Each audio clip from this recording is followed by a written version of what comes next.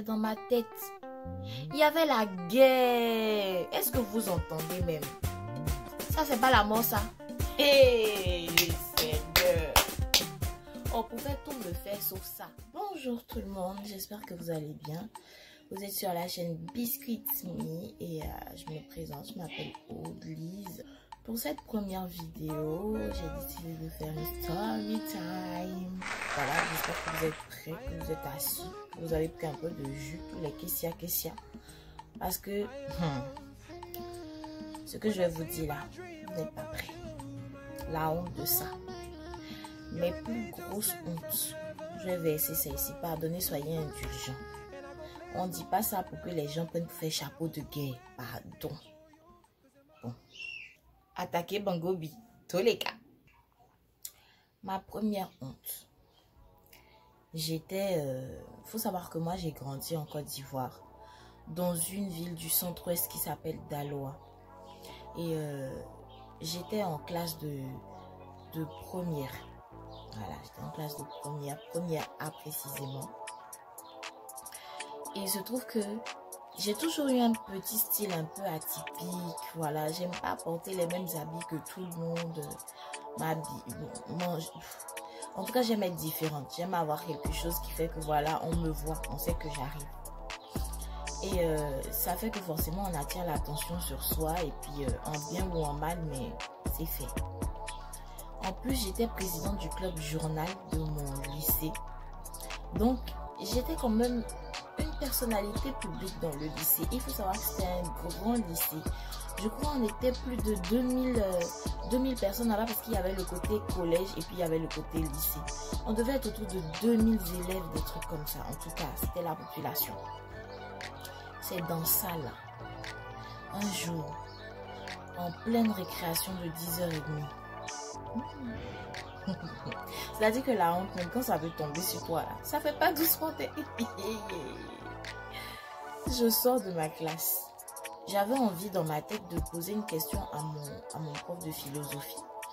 Mais comme je le voyais pas, je me suis dit quand je le vois, voilà, je vais gérer le problème. Et juste au moment où je sors, quand on dépasse la classe de première, la classe de seconde, devant pour sortir dans la petite cour avant la direction, il y a une sorte de petit caniveau. Et là, j'aperçois mon professeur de philosophie. Donc, je veux me dépêcher pour aller le rencontrer avant qu'il s'éloigne. C'est là que j'ai mal calculé mes pas. Je dis, c'est la récréation. Les balcons sont remplis. La cour est remplie. Les gens sont là. Je dis, je suis tombée, non. Je t'écris sur WhatsApp. Je suis tombée à l'aéroport ici. C'est pas normal. Mon pied s'est bloqué dans le caniveau là. Je suis tombée comme ça. Mes deux bras devant, mes deux pieds derrière. Jusqu'à mes genoux se sont soulevés en l'air. En plus, la tête de Daloa, ceux qui connaissent Daloa en commentaire, dites-le-moi. La tête de Daloa qui est rouge comme ça, poussière que j'ai soulevée avec mon poids là. Et comme j'ai eu tellement honte de tomber comme ça, parce que quand je suis tombée, les gens commençaient à dire, regardez, Aude est tombée, Dès que j'ai entendu les rires commencer, je dis,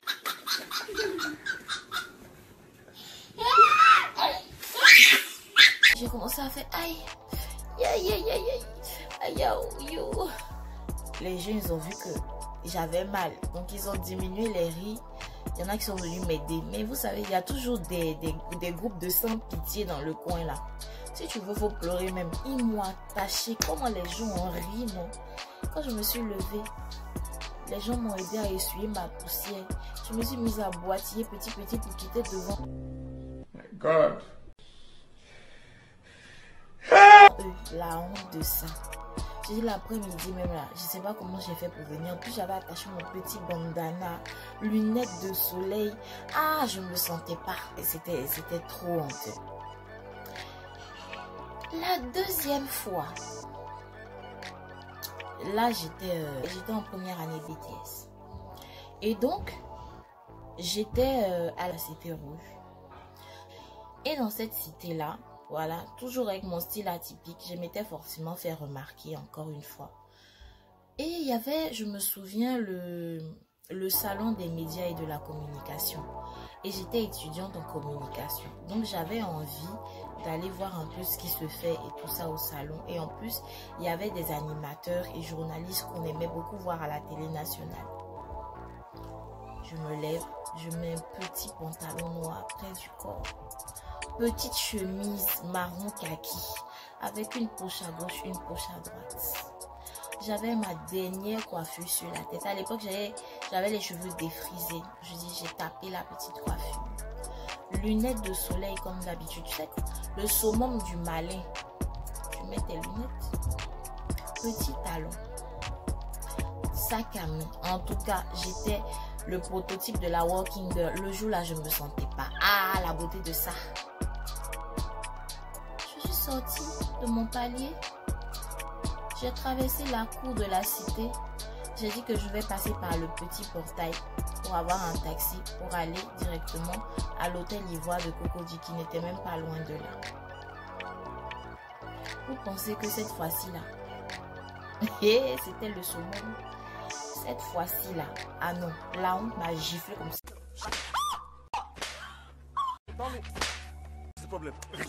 Ça bat. Devant la cité, il y avait des gérants de cabines téléphoniques, des trucs comme ça. Des vendeuses d'oranges, des vendeuses de pain. Je dis, devant la cité, là, c'est bourré à craquer. Il y a le monde jusqu'à, on dirait, jour du marché. Je suis sortie. J'ai fait un transfert d'unité.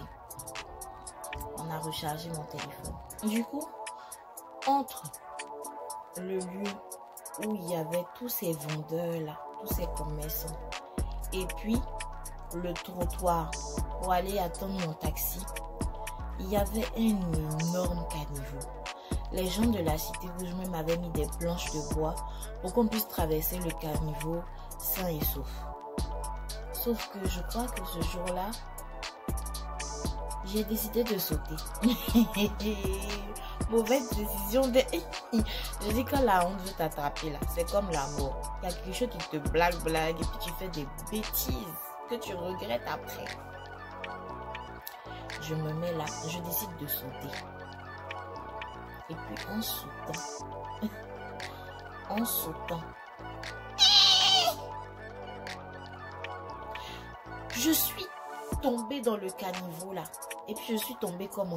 Pas comme si je suis tombée couchée ou quoi. Hein. Je suis tombée en essayant de me rattraper. C'est-à-dire que je suis tombée à genoux dans le caniveau. Avec un pied un peu penché façon là. Mais c'est pas tout. Hein. Il y a 2 jours, je crois la veille, il y avait une forte pluie à Abidjan. Il y avait une forte pluie. Donc le caniveau était plein d'eau sale, tout ça là. Quand on vous parle de caniveau avec l'eau sale dedans, je vais vous mettre une photo quelque part. Vous allez voir vous-même. Dans tout mon sapement, dans tout mon jetement, et dans toute ma belle gosse attitude, je suis allée tomber dans caniveau avec l'eau sale, dans piscine de fou. Affaire est grave.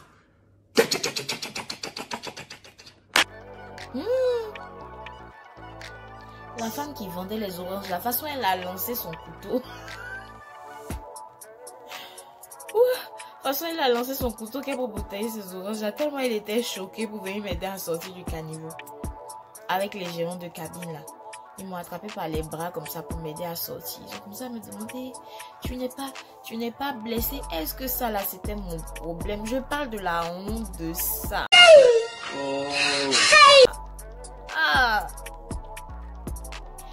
Tout ce que j'allais faire là, j'ai laissé. Je me suis retournée, je suis allée dans ma chambre de cité, aller changer mes vêtements, les laver, me laver, et puis je me suis assise. Je suis plus allée quelque part. Parce que, affaire où tu veux sortir et puis tu tombes dans l'eau sale là, tu vas ressortir encore. Qu'est-ce qui t'attend devant? Et t'attends quoi devant? Peut-être un fou va te poursuivre. Non, franchement. Hey. Ça, c'était pour la deuxième. Mais le last, le haut level, c'est ce que je vais vous raconter maintenant. Là, franchement, speechless. Je n'ai pas de mots. Cette honte-là, elle est monumentale. Hey!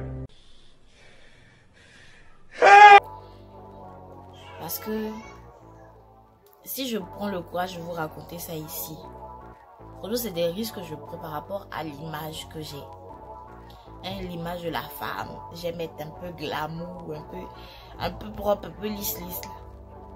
Je vais tout gâter aujourd'hui. Et puis, je m'en fous. Parce que vous-même là, vous allez me dire en commentaire qui n'a pas eu ça. Si vous, ça ne vous a jamais attrapé, il n'y a pas de problème. Mais si ça vous a attrapé, vous allez me comprendre. Aïe, on va faire que de rire. On va faire quoi d'autre? J'étais en France ici. Il n'y a même pas trop longtemps. Moi, j'habite pas sur Paris. Voilà, donc je prends un train pour venir à Paris et je fais de métro en métro pour arriver à mon lieu de travail. Au moment où je sors de la maison, je sens que j'ai un peu chaud, je suis un peu dérangée par mon ventre, mais je me dis c'est rien. Au pire, arrivé au boulot, je vais me soulager. On s'est compris. Je monte, je m'assois dans le train. Vous savez que moi j'ai 1 heure de train à faire avant d'arriver à Paris. Et j'ai encore autour de 35-40 minutes de métro, de changement, de tout ça. Entre l'attente du métro, l'attente de l'autre. J'habite loin. Je dis, pendant les 1 heure là, toutes les stations où le train s'arrête là, je vous jure que tout le maquillage que j'ai mis a commencé à couler.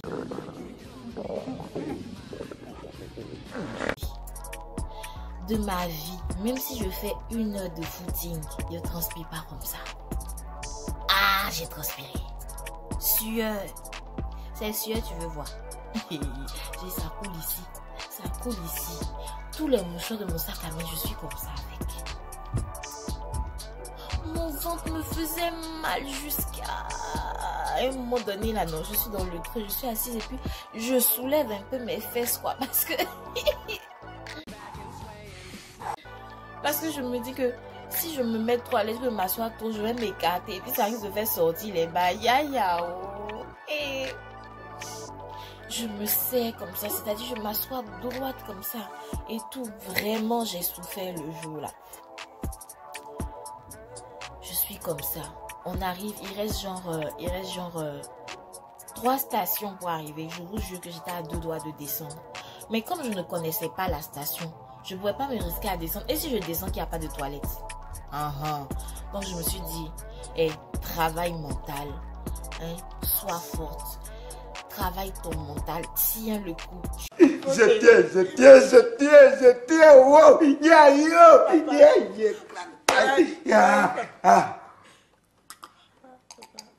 Je suis à 3 stations. 3 stations, on va dire que il restait encore genre 18 minutes pour arriver à Paris. Les 18 minutes là m'ont paru longo. On dirait 2 jours. Quand diarrhée te serre. Je suis dans le train. Dans mes tactiques, je soulève une fesse, je dépose. Je soulève l'autre fesse, je dépose. Je suis ma sueur. Je mets la musique dans mes écouteurs. J'essaie de penser à autre chose. Mais la diarrhée, c'est la diarrhée. Il n'y a pas moyen de penser à autre chose. Ah! Les bails sont à la porte de sortie. Et puis toi, tu vas te concentrer sur autre chose. C'est pas possible. Celui qui réussit à faire ça, qu'il me dise. Je suis arrivée enfin à Paris. Je dis, regardez-moi. Regardez-moi quand je descends du train. Je cours comme ça. Mais je me suis rendu compte que plus je cours fort, plus les choses sont en train de... il reste un peu, ça a sorti. Et la manière de courir est compliquée puisque je cours en serrant mes fesses. Donc c'est une manière de courir dans la raideur. Je me suis dit, il faut freiner. Sinon tout va sortir devant les gens ici. J'avais un jean. Je savais que À 2 stations de métro après la gare de Paris où je descends, il y a des toilettes là-bas. J'ai vu, parce que je passe là-bas très souvent, donc j'ai vu.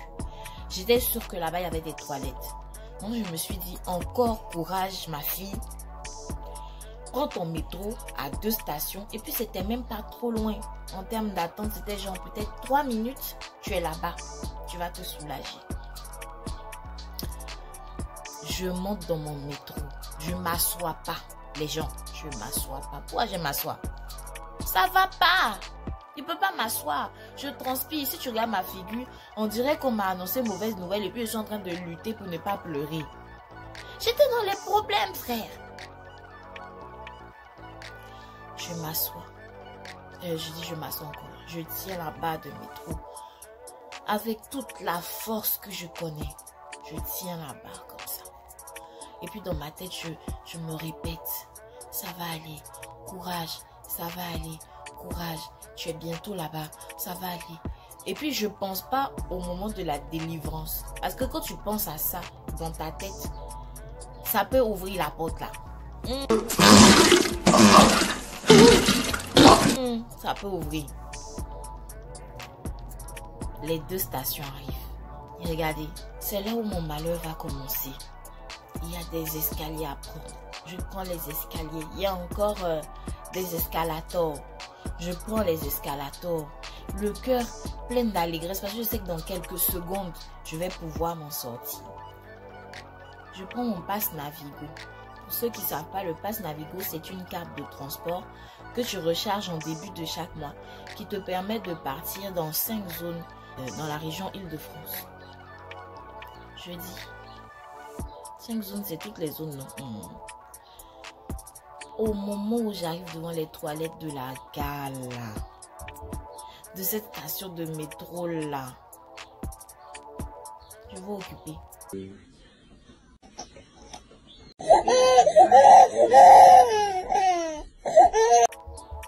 Hey!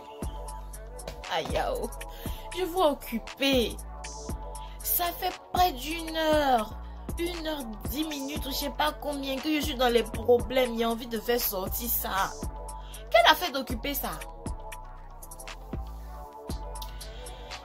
Je prends mon mal en patience. Je me dis d'ici 2-3 minutes, peut-être la personne a fini, elle va sortir. Mensonge. 1 minute. Pause. Et si la vidéo te plaît jusqu'ici, je t'invite à t'abonner. Ensuite, tu likes. Et après, tu partages. 2 minutes. Regarde, là, moi, je peux plus tenir. Je me mets même à cogner sur la porte comme ça.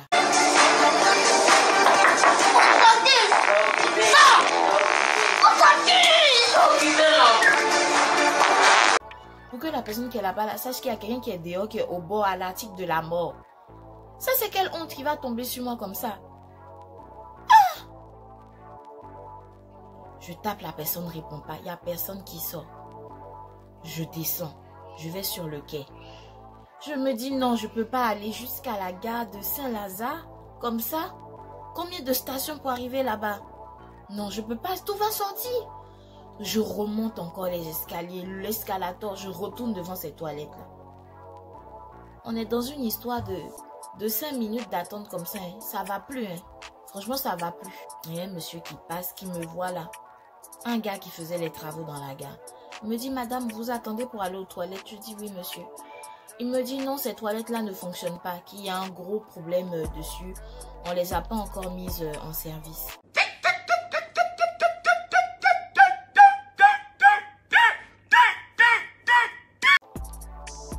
J'ai dit, merci, monsieur. Mais dans ma tête, il y avait la guerre. Est-ce que vous entendez même? Ça fait plus d'1 heure. Tu te retiens. Tu as la diarrhée. Si ça ne sort pas, tu sens plus tes pieds. Tu trembles comme ça. On dirait que tu as Parkinson. Et puis ton seul espoir où tu pouvais te soulager, on vient te dire que c'est hors service. Ça, c'est pas la mort, ça. Hé, Seigneur. On pouvait tout me faire sauf ça.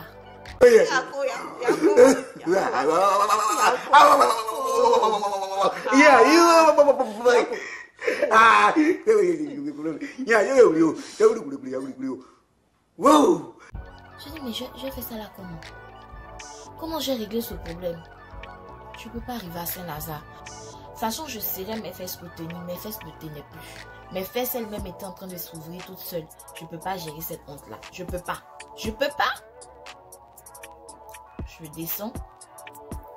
Je viens sur le quai et puis je me rends compte que il y a des panneaux, voilà, qui ferment l'accès à des zones en travaux. Je vais vous mettre ça quelque part si je vois. Donc, il y avait une petite zone comme ça, une sorte de petit couloir qui était bloqué comme ça. Voilà, parce qu'il y avait des travaux derrière. J'avance un peu et puis je me rends compte qu'il y a une petite ouverture, il y a un petit passage pour aller derrière les tôles là.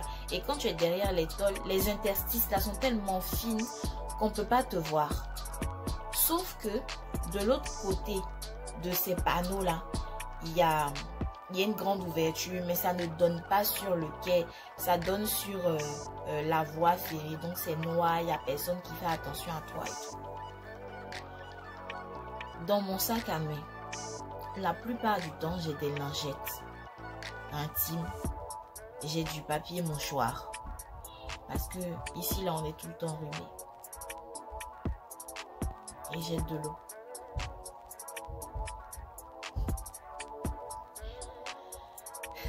Je peux pas, c'est plus fort que moi. Je suis obligée. Là, c'est là où on dit tu es face à ton destin.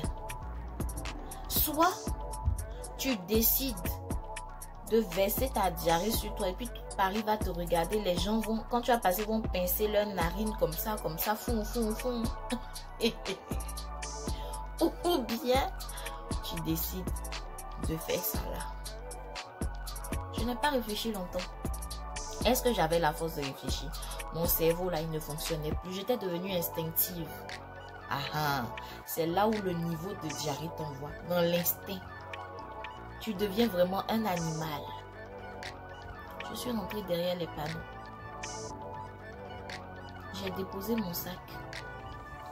Moi-même, j'ai remarqué même que un peu plus loin, il y avait quelqu'un qui avait laissé pour lui là aussi. Et puis, c'était un peu sec. Donc, hey, franchement, tu vois les odeurs, les manger. Et puis, tu es obligé d'être... Mais si tu fais pas ça, tu vas faire comment? J'ai honte d'elle, mais je dois parler. Je me suis accroupie là. Je dis, il y a des gens sur le quai. Ils sont à 2,5 mètres de moi. Si la diarrhée là, voilà un autre problème encore. Si la diarrhée là sort avec des gaz, avec des poupou, ils vont savoir que quelqu'un t'est gâté derrière là-bas. Donc ça là aussi, faut gérer les bruits de gaz. Donc tu sors petit, tu sais tes fesses. Tu sors petit, tu sais tes fesses, tu sors petit. En tout cas, j'ai fait vite. Parce que moi aussi, j'avais honte. Je me disais, faut pas les gens qui sont sur le quai vont me voir. Faut pas que les gens aussi, ils sont en train d'attendre le métro, entendre des bruits. C'est grave gênant. Parce que s'ils entendent les bruits là, eux tous vont tourner leur tête vers les panneaux là-bas. Et puis voilà, tu as un problème. Tout le monde sait que tu es derrière, tu es en train de gâter le coin. Franchement, mon cœur battait comme ça, tout. Yeah, faut pas ils vont me voir. Yeah, faut pas ils vont entendre. Hey, ça aussi, ça va faire vite, ça a sorti. Hey.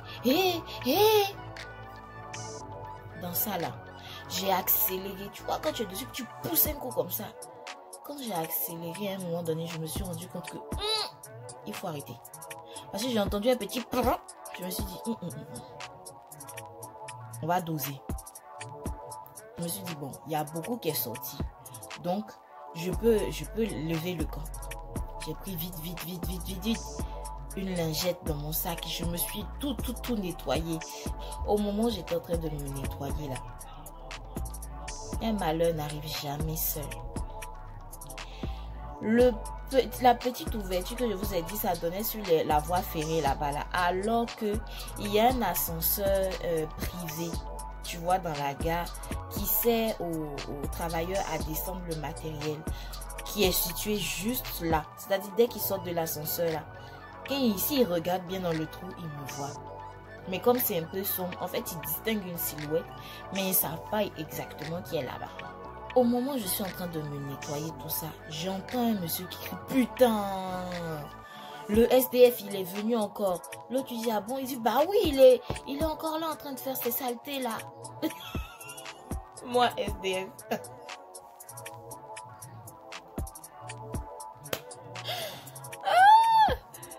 J'ai dit, j'allais plus bien. Toutes les forces m'ont abandonné.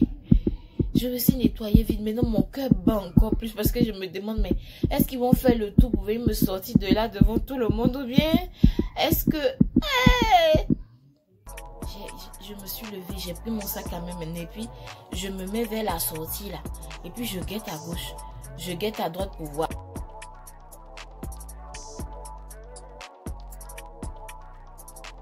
Alors qu'en face de moi, il y a l'ascenseur. Si quelqu'un descend à me voir.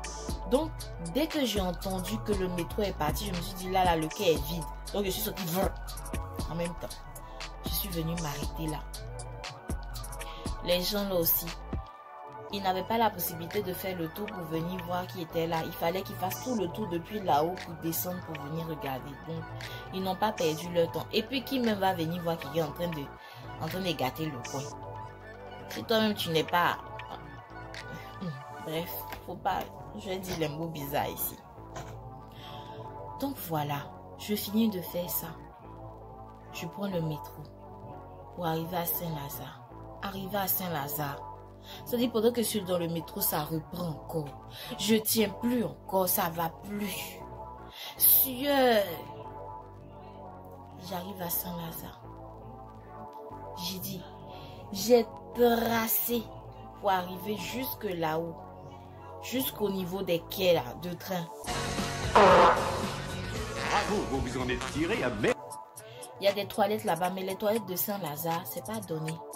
Chaque 2 mois, le prix augmente. Au début, c'était 60 centimes. C'est devenu jusqu'à aujourd'hui, c'est devenu peut-être 90 centimes. Ils n'ont qu'à faire 1 euro en même temps, ça a fini. J'ai payé leur argent. Je suis partie me soulager. Hey! Ça fait que je suis arrivée au travail avec au moins 15 minutes de retard. Quand ma patronne m'a demandé, je lui ai dit, madame, c'est pas ma faute, j'avais diarrhée. J'avais la diarrhée. Il fallait que je me soulage avant d'arriver ici. Sinon, j'allais même pas pouvoir venir travailler.